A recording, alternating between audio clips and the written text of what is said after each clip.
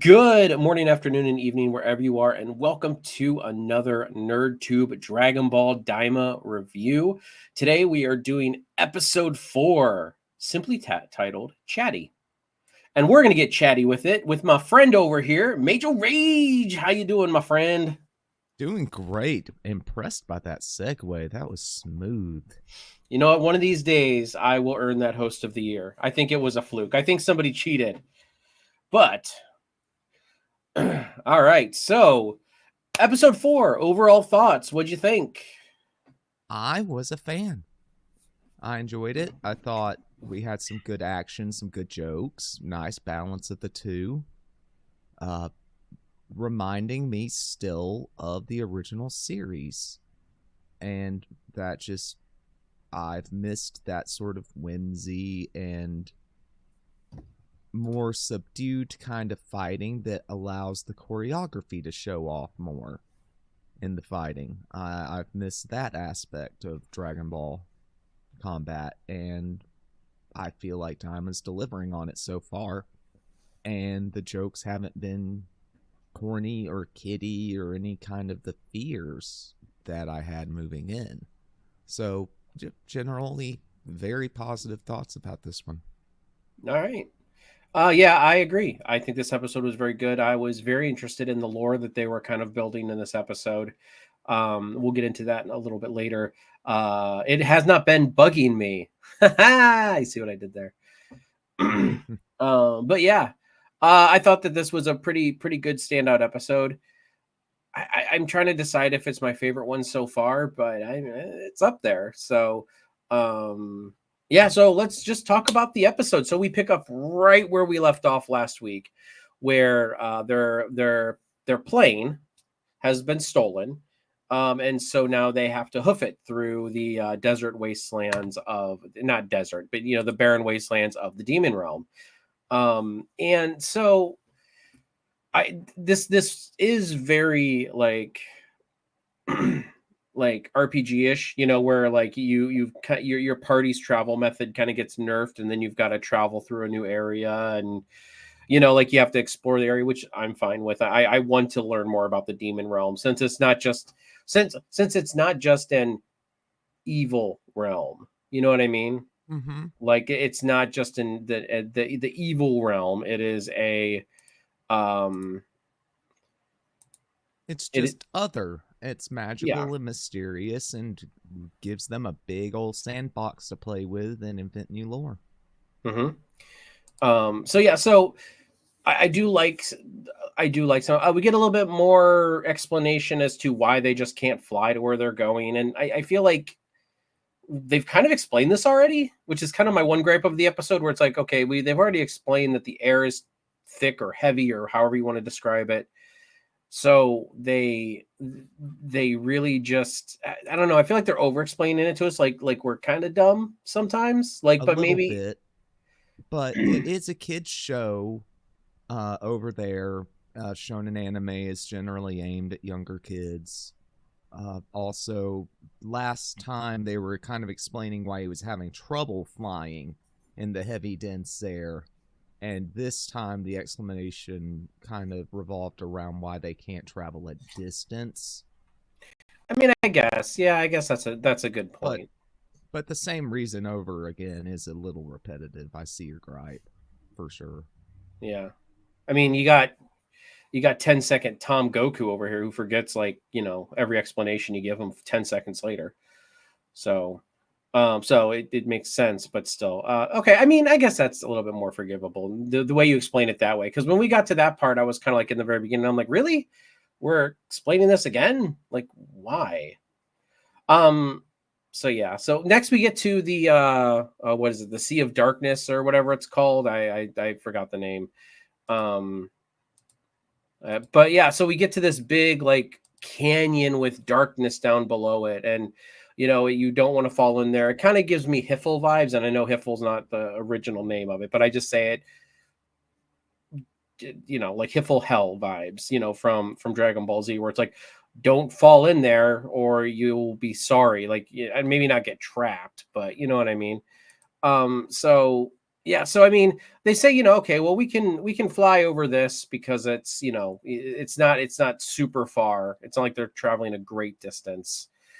But but yeah, and then we see our party fly across the way, and on their way across, they get attacked by oh crap, I forgot the name of um the Final Fantasy baddie with the wings and the one eye. What is An Arimon. an Arima? There we go.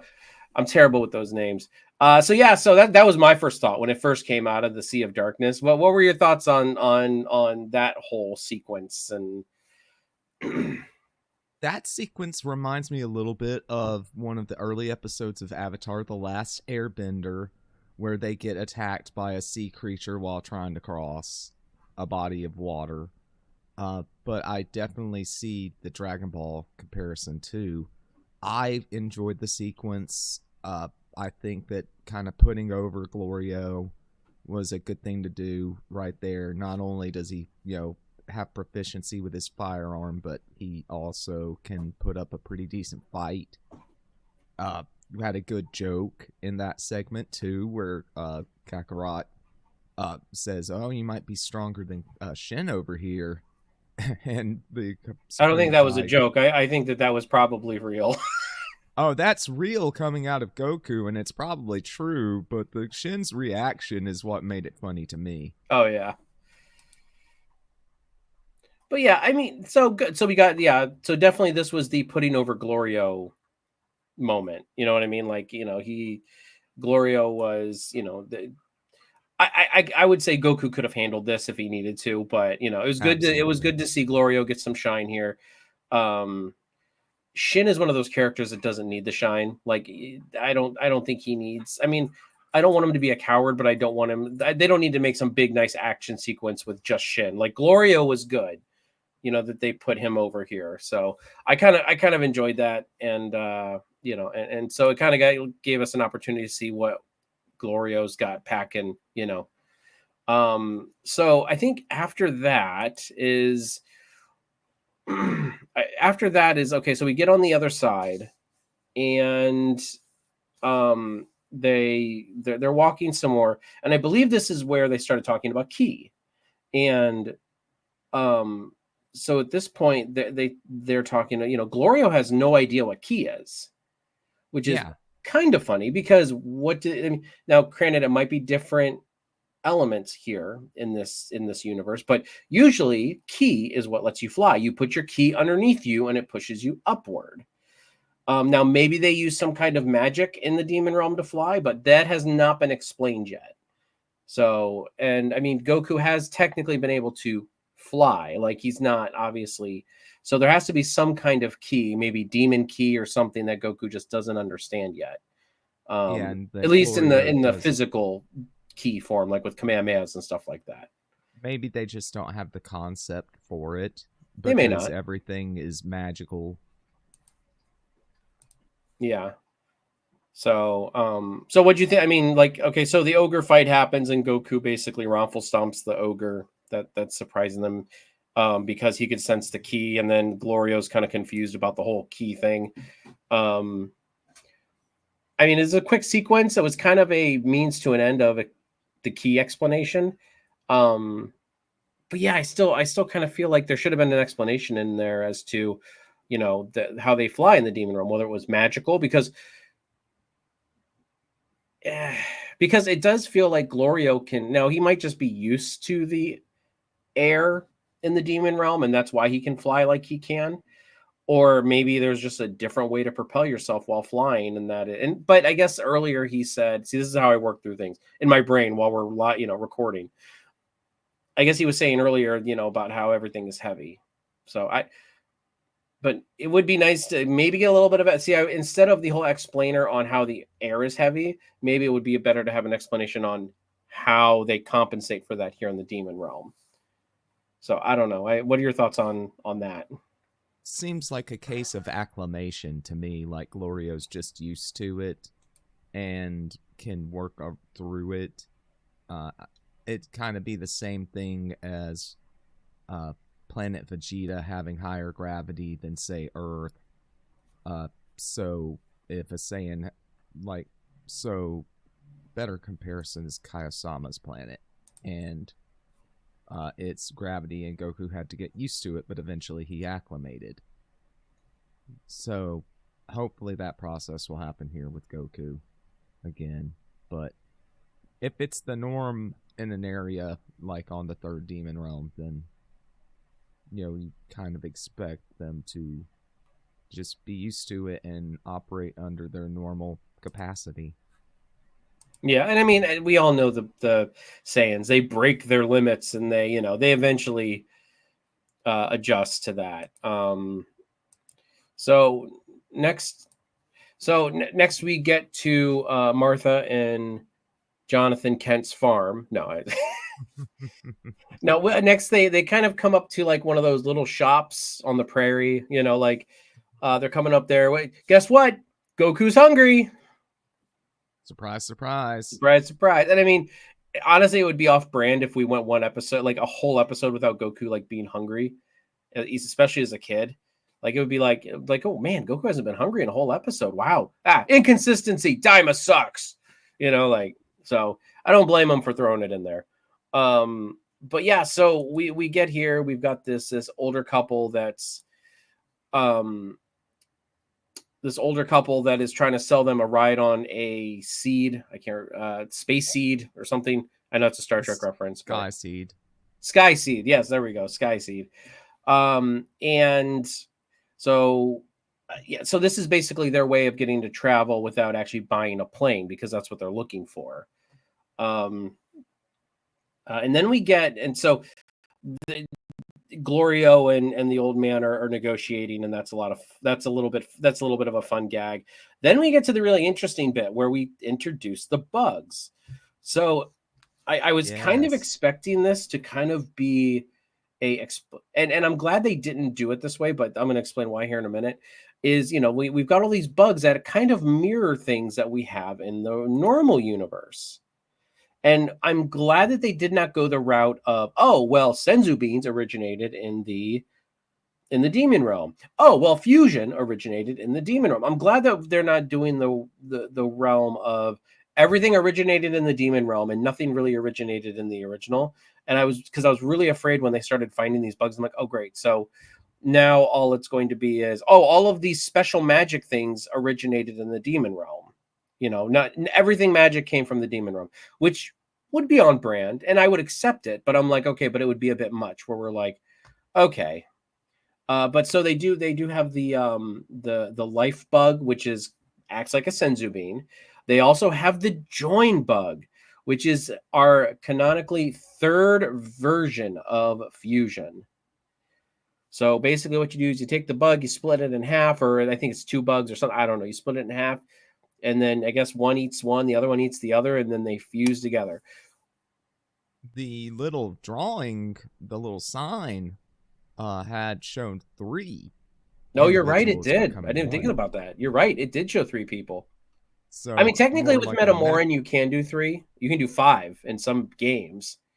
The Namekian fusion, those from Super in the Tournament of Power. Well, that originated in Z, but yeah.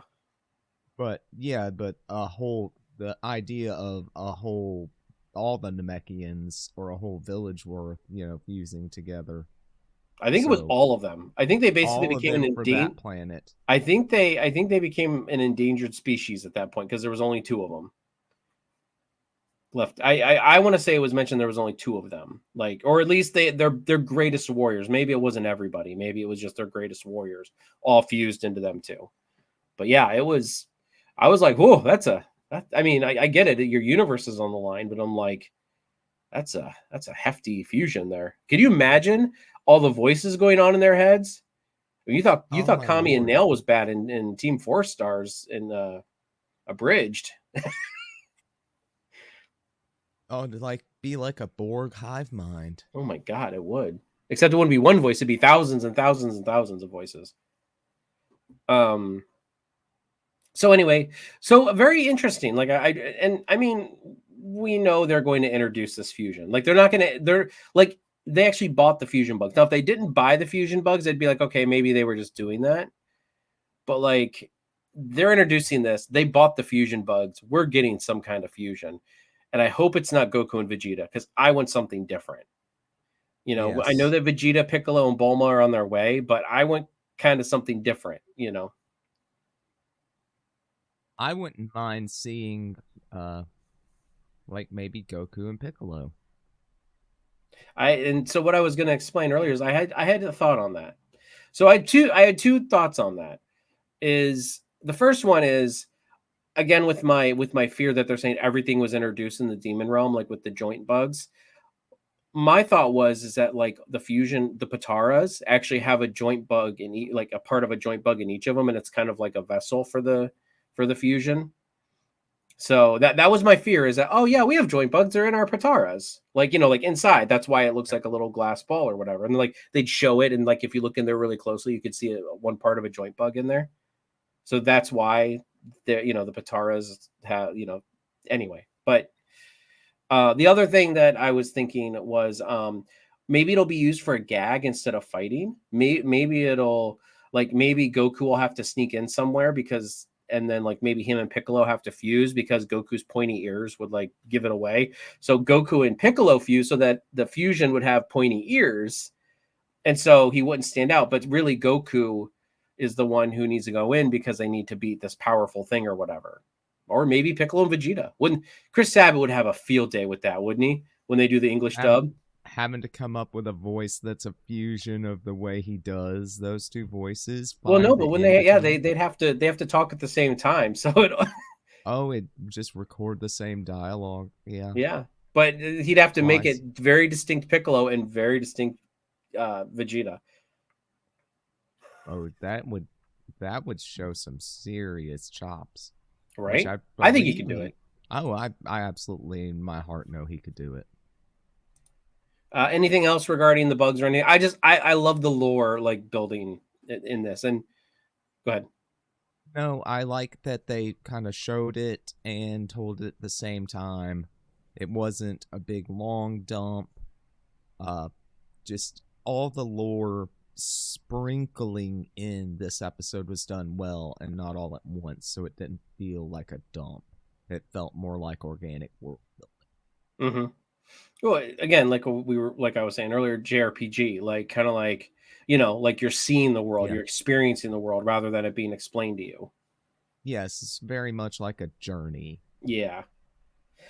Okay, so then we get to the Sky Seed. It looks like a big Q-tip, and they launch it. It goes flying through the air with all three of them on top of it, and it is basically a Russian rocket because there's no landing plan. It is just it's gonna come down, and you need to be off it before it crashes. Momo's father's escape rocket from Breath of Fire 3. Yep, pretty much. Because yeah, you have no idea where it's got. Well, I mean, you point it in a direction and you go, and as far as it takes you is where you go. What was your thought on that? I thought that was a very fun way to do their fast travel, at least to their next jaunt in the adventure. Oh, that was an absolute hoot. It was great. It was total Toriyama early stuff. It just great. Yep. Is So, yeah, and I mean, you get Shin freaking out, and then Glorio being all yes. cool, and Goku's just having a blast. So, it typical. I mean, that's what I expected pretty much from this. So, yeah. So this Q-tip is now heading, or I'm sorry, Sky Seed is heading towards the Sea of Darkness again, and they're like, "Well, guess we got to get off." So they start twirling it. I think they did it on purpose so that they could like fly off or something, or maybe that's just what it naturally did. I don't know why. I don't know. I'm not a physicist, so I don't know why the aerodynamics, and I'm pretty sure Toriyama isn't either. So probably just started spinning for fun Comedic effect. effect. Yeah. So we now are on the other side of, I'm guessing, another Sea of Darkness. Because didn't they fly across the Sea of Darkness, or did they when they fought the Beast, and now this is another Sea of Darkness?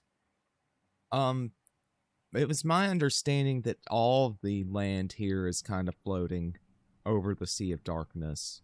I Okay, believe they said that in like episode 2. it just looks more like a canyon. Every time I've seen it, it just kind of looks like a canyon, though. So it's not. I mean, yeah, they're kind of floating on it, but it's like, yeah, okay. I mean, yeah, I guess it is a canyon. Like maybe they're all surrounded by, because like when I think of like floating continents, I think of like, like there's, you can see like all the clouds below, but then it's up on top. But I guess if it's sitting on it. So we get to the next stop in their adventure, and it's the small town, and of course the Imperial Troopers is what I'm going to call them. Goma's troopers are there collecting tribute, and they have who would have thought that Deborah was the better of the evil demon kings, or demon king. It was an evil demon king. Goma has increased to 3 gold coins, and if you cannot pay tribute to your Emperor Goma, then you will get 3 years shaved off your life per coin. So if you have none, if you have no gold coins, why does this feel like a Mario Brothers thing? So Mario's got everybody handled. It's okay, everybody. Mario's got you. But so they attach a device to the back of your neck, and it sucks out. So if you have no, like one guy didn't have any tribute, I believe, and they had to suck 9 years off of his life, I think. And he was old. He thought he was going to die from it. Yeah, I mean, yeah, if I was that old, I would think that too. Yeah. So yeah, and they also have these like mutant, like the mutant collars from X-Men on that kind of like control them, like so not Demon Realm, not exactly that great of a place to live. Not under Goma, apparently. He's a totalitarian with a Gestapo. Mm-hmm. The tech reminded me of kind of the energy collection for the resurrection of Majin Buu. That sort of tech. Yeah, So, no, I mean, and that tracks because Babidi was Babidi from the Demon Realm, or did he go to the Demon Realm to get Majin Buu? I can't remember. I believe his Babidi's ears pointed. I know Majin Buu was from the Demon Realm. He was created by magic from the Demon Realm, but yeah, okay. Maybe it was tech Dabra brought. It's kind of like my line of thinking. I was wondering. Yeah. But so yeah, so Goku's seen enough, and even a mystery Majin shows up, which we all know who it is, but we're abstaining because we are not spoiling, at least at this very moment. But a mystery Majin shows up and tries to save the old man, and doesn't really work. No. And she takes off running, and then the guards catch up to her, and Goku then kicks all their asses in a beautiful display of old school Toriyama Dragon Ball choreograph with the power pole. And yeah, what did you think about that whole sequence? Oh, I was marking out. It reminded me so much of his assault on Red Ribbon HQ in the original series. But complete mastery of the power pole, even though it's been decades since he really used it. And just shows what a genius of fighting Goku really is, for all his other idiocy. He's a genius of fighting. And it showed in this sequence. Once again, not over the top. It's, more down to earth fight choreography, and it's easier to kind of sell. It looked great on screen. It's well animated. Great sequence. Mm-hmm. So yeah, I mean, I agree. I think it lends itself well to Daima. It looks, again, the animation is gorgeous in the show. I know I don't mention it enough, but that's just because it's kind of a given at this point. Like the animation, like this isn't like Dragon Ball Super episode to episode difference. Like this is a well animated, consistent show. But yeah, this fight sequence was just beautiful. And I mean, Goku, like the choreography was fantastic, and you're right. Like it gave me Red Ribbon Army vibes. And I kind of was hoping when we were going after this Demon Realm King that's what we were going to get, kind of a Red Ribbon Army arc style thing, where it's like, because the one thing I loved about the Red Ribbon Army arc is that it basically Goku dissected. Not he didn't really know he was doing it, but he literally dissected an army. He didn't like One Phantom commander at a Menace it, where he time. like blew up the control ship and then all of a sudden in the Red Ribbon Army, he beat the entire army. There was not a MacGuffin to get him out of fighting everybody. He essentially fought everybody, all the major, sub bosses, even the boss, and then like even the secret final boss, which was General Black, or right, General Colonel Black, I Colonel think. Black, I think. Yeah. So I'm kind of hoping that for this, I kind of want it to be this grounded Goku and friends versus this like demon army. And I want it to be like, I don't want them to skimp it. I want them to have to kind of go through everybody and give everybody their credence. So moving on to the final is we get the reveal of the mystery Majin, which we all know is Pansy. But really the end of the episode is just her revealing herself, unmasking, and then we're going in the next episode. So what are your thoughts? I mean, in general. I abstained from watching many of the trailers other than the one we reacted to, so I don't know much about this character, just other than she's going to be traveling with them. Well, I mean, the end credits gave that away. I mean, that end credits gave that away. I was and the opening about credits. to say, yeah, which she's in there. We know she's going to travel with them and stuff, but not still a mystery of what she's going to be like. Imagine we're going to see that next episode. Looking forward to that. I just thought it was a well-paced episode that ended at a good spot. And hopefully we'll do, once again, just pick right up where we left off next week. Mm-hmm. Okay. So let's go ahead and mark it. What are you going to mark this episode? I've got very few gripes. I've been in a high marking mood lately. I'm going to give it a 9. Nice. All right. I'm going to give it an 8. I'm going up from my normal 7s for the past couple weeks, and I'm going to give it an 8 because I feel like we got a lot accomplished here this week. I feel like the journey has been continuing, and I feel like that this episode was pretty well paced. The show itself has been pretty slow paced, but I expected that because of the what this show is. So I really feel like that this show is at a very good pace right now. I know it's going to get into the Dragon Ball Z type stuff later on, but I'm very happy right now that we are just kind of taking in the demon realm in a ground level adventure. Grounded stakes. Not everything has to be universal level stakes. Just kind of get Dende back, get their normal forms back. It's giving the pacing time to breathe lets the world building feel more organic. And I did forget I do realize we did forget to talk about the Demon Realm Balls. The Demon Realm Dragon Balls, yes. So all I'm going to say about that really quick, and I apologize, is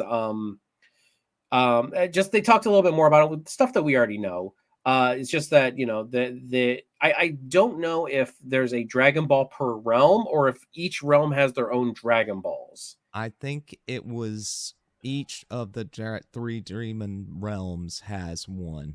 Okay, so for it. In order for them to get the Dragon Balls, they have to go and face the I'm calling them Tamagotchis. I know that's not right, but the Tamagotchis in each realm. So obviously, we're going to explore this world in its entirety in this, as far as I can tell, unless they don't plan on touching those Dragon Balls, which I feel like they will. I feel like they're going after those Dragon Balls. As excited as he was about it, and then as like Glorio was even about it. They're going there eventually. Yeah. All right. Well, I think that wraps it up for episode 4. Mage, thank you very much for joining us here today. And everybody out there, please let us know what you thought down below. And also don't forget to like, share, and subscribe to NerdTube, the greatest YouTube channel you kind of maybe sort of heard of. Catch you in the next one. Bye-bye.